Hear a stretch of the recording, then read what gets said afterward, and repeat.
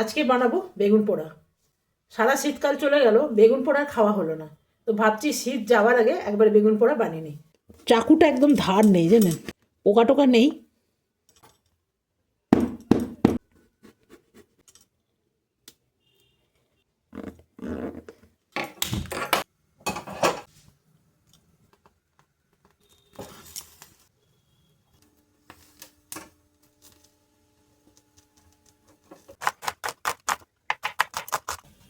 এই যে